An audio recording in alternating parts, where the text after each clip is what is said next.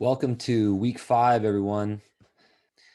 Some of you have sort of realized the method to my madness in terms of how I'm structuring your work with Matthew each week. I have you first concentrating on the segment of the narrative that we're studying, using some questions of mine to try to draw you into particular moments of what you might call acute narrative development, and to allow you to choose which ones of those you want to engage and try to offer some tentative interpretation to. But that's all before you get to the material in the second response forum, which is stuff that I've written, articles that I think will help to enrich our perspective, a podcast from me, whether that's optional or in future weeks. That will sometimes be the only thing that you get from me. And, then that will send you back to what you've done in the first response forum and make you sort of rethink perhaps what you had come to at that stage. So, and that's great. Not that you have to do it in that order, by the way. Some of you sometimes quote something that I've written in your responses to the first form. That's totally fine. If you want to jump ahead and read that stuff before, that's great. But though I set it up the way that I have so that you can kind of experience a learning process where you come to some of your own tentative judgments about the text with the skill that you're acquiring from this class, but also from what you've just brought to the class. And then you're able to kind of engage your own judgments critically as you consider material that I'm throwing at you in the second response forum. Obviously, I have you dialoguing with commentaries in the first response forum, but that's a little bit more of kind of dipping into them at particular points rather than getting a full exposition of a particular topic or the segment of the narrative. So anyway, that is kind of the method to my madness. And I'm happy for you to sort of observe that structure that I've laid out, or to use the material that I make available throughout the week in whatever way it serves you best. So keep that up. This week, in terms of what we have in the narrative itself, I want to give a few minutes to that in this introductory video, because now I would say it's possible to get kind of lost in the development of the story. We're sort of in the middle, and Jesus has now sort of made a splash, as it were, on the scene, and things are going to get intense. The conflict is going to grow this week. And so I want to kind of try to lay out the succession of scenes that we'll be studying along with the third discourse of Matthew's gospel, so that you have a sense of kind of how it fits in the story and what these scenes seem to accumulate to deliver to us. First of all, we have this really pregnant phrase that is at the beginning of chapter 11, after Jesus's apostles, the 12, have been sent out, that when John heard about the works of the Messiah from prison, remember, he's been arrested by Herod Antipas and is still tracking the kind of drama that is unfolding in the land that he had a lot to do with. And this is the way the narrator presents what's happened to this point, not necessarily what John thinks or what John knows, because the narrator says when John heard about the works of the Messiah when in prison, but then tells us that he sent some of his own disciples to ask Jesus if he is the one that they have been waiting for, or if they are to await another. And this prompts Jesus in public with this kind of, I wouldn't say it's a clash, but it's a reckoning of a kind between these two figures that have carried the mantle of this kingdom coming from heaven in public. And it prompts Jesus to offer some astounding words about John. And he ends up saying that John is Elijah who was to come, that Malachi had said was going to come right before the great and terrible day of the Lord, the day of judgment and deliverance through that judgment. And he says all this about John as John is questioning Jesus in public about who he is. So just think about that. Anyway, I hope you enjoy that just really intriguing development in the story. And then it leads Jesus to withdraw from, well, it actually leads him to say that there is a really intense judgment that is coming, especially to the towns in Galilee that have witnessed the power of the kingdom through Jesus, through his apostles, and have not been moved to join in the direction of repentance because of it. And this leads Jesus to draw a distinction between those who consider themselves wise, seem to be people who see clearly, and yet they have not been able to recognize the coming of this kingdom from heaven that would move them to teach those around them and themselves to repent, to live into the justice that Jesus has been teaching, that John has been calling them to, that the law and the prophets have also been pointing to for generations.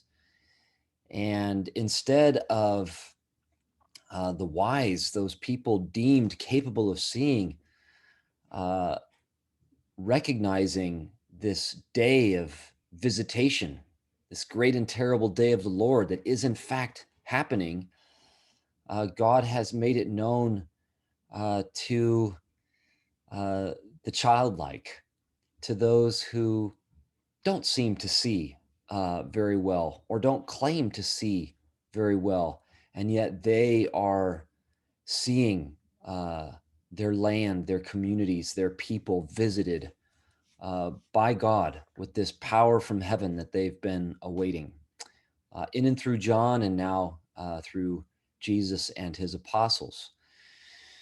So that's of course, a pregnant motif of hearing and seeing that we started to talk about this past week, and then is developed right into the next sequence of scenes where we meet some of these wise people in the land, supposedly wise, that don't in fact see very well. The first scene is a clash over the Sabbath. And I hope that you will have some sense of what's at stake in the Sabbath because of what we've studied earlier in the course, what you might remember from First Maccabees. This is not Jewish authorities being legalistic or petty about something. The Sabbath is a political, economic pillar of their society, one of the bulwarks against the encroachment of Gentile and demonic power. And Jesus is messing with it. And they react, they bristle, understandably, at the ways that he seems to be subverting a sacred institution that is aimed at the health, especially the rest of the community over time.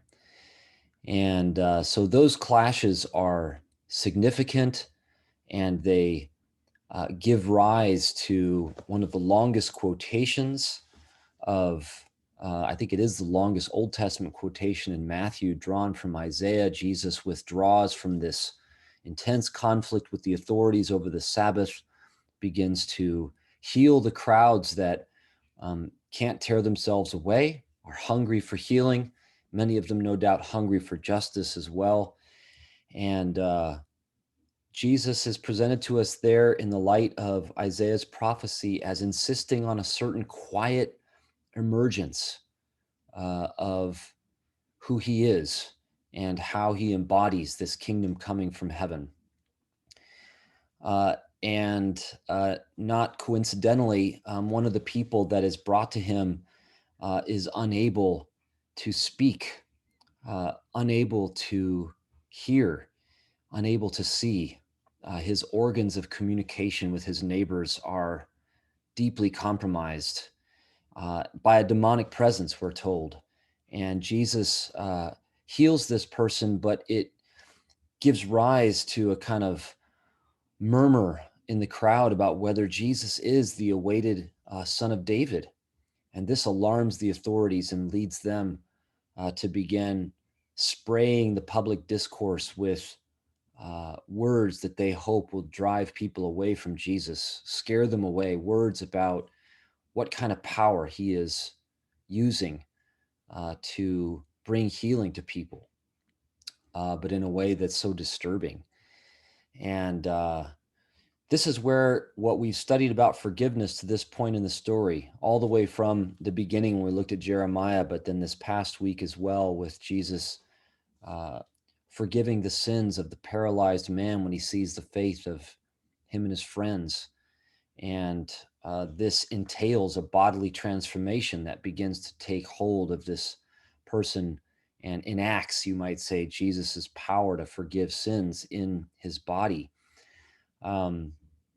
Well, that understanding of forgiveness, something that unfolds over generations and relates to the debts, burdens that accumulate over generations, is crucial to understand what it means for the authorities to be on the verge of committing a sin that is not forgivable, and how that relates to the Spirit as the power that brings the healing that Israel has hoped for so many generations. So I hope you'll keep that in mind, and that will enable you to have some insight into what is a very difficult passage, 12:22 to 37. We close there with the authorities wanting Jesus to prove to him who he is on their terms.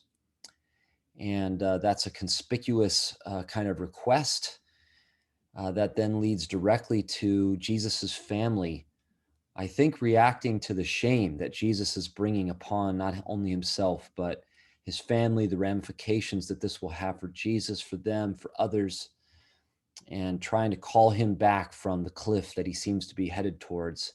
And Jesus utters some startling words. I don't think they should be interpreted as his disowning his family or saying that being his disciple involves disowning the family into one is born. Um, but it does involve the testing of those bonds of family uh, and the alliances of power that families, especially in the context of Jesus, involve. Families, multiple generations, it's extended, it overlaps with other families, and are sort of key nodes in the fabric and distribution of power in the community.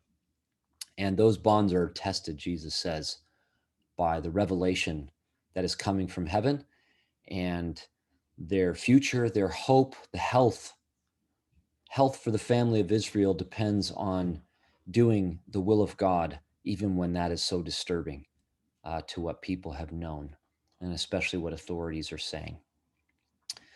It's only at this point that we uh, get to the third discourse of Jesus's, which is parables. And you will read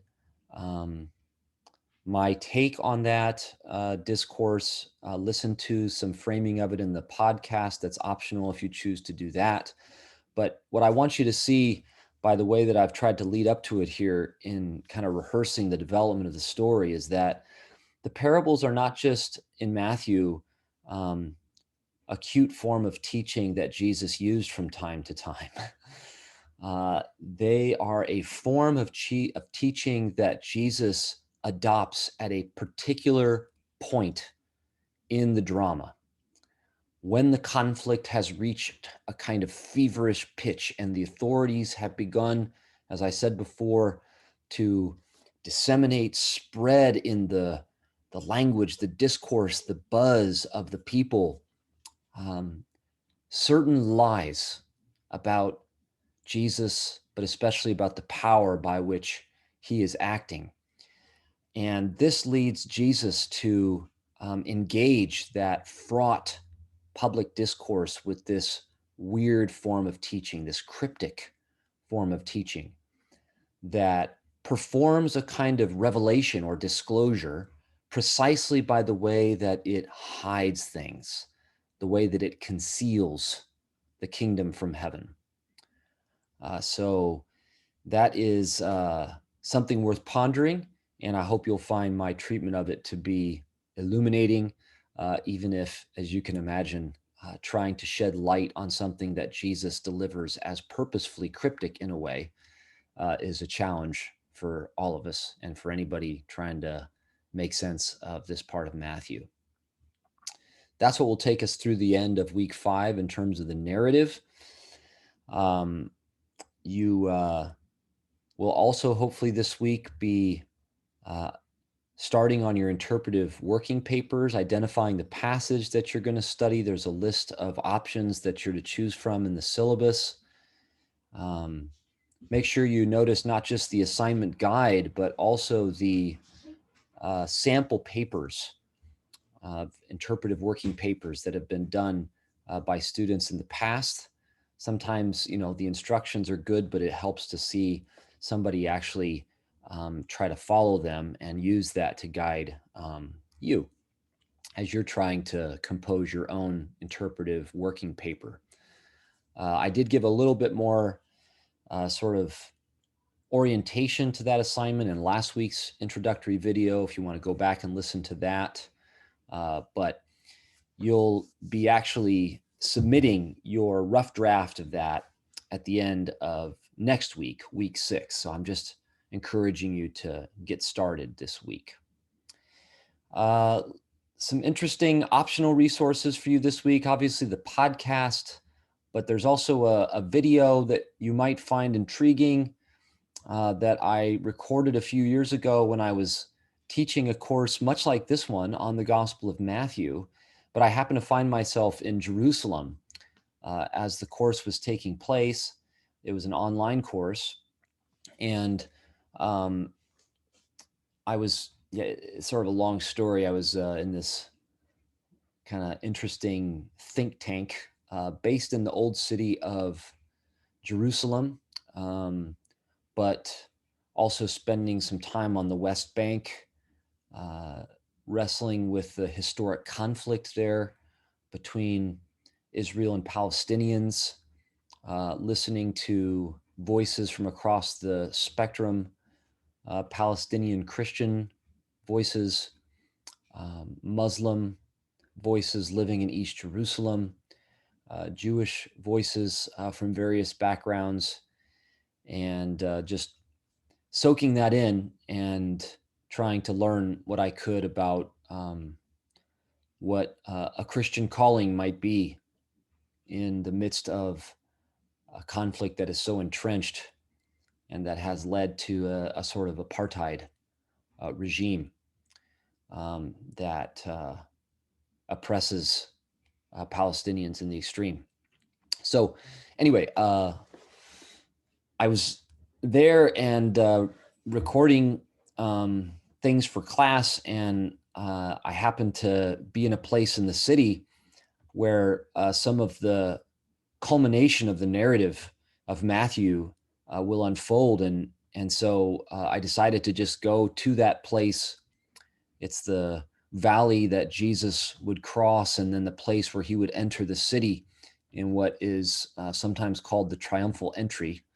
I'm not sure that's the best way to talk about it, but and I try to frame the tensions of this segment of the narrative that we're studying this week in terms of where they will culminate at the end of Matthew. So you might get a kick out of that on-site sort of video introduction to this segment of the narrative if you want to take a look at that. That's optional, of course. Anyway, enjoying the conversation a lot. Looking forward to seeing more of you in video conferences and in the forums this week. And God bless you as you study.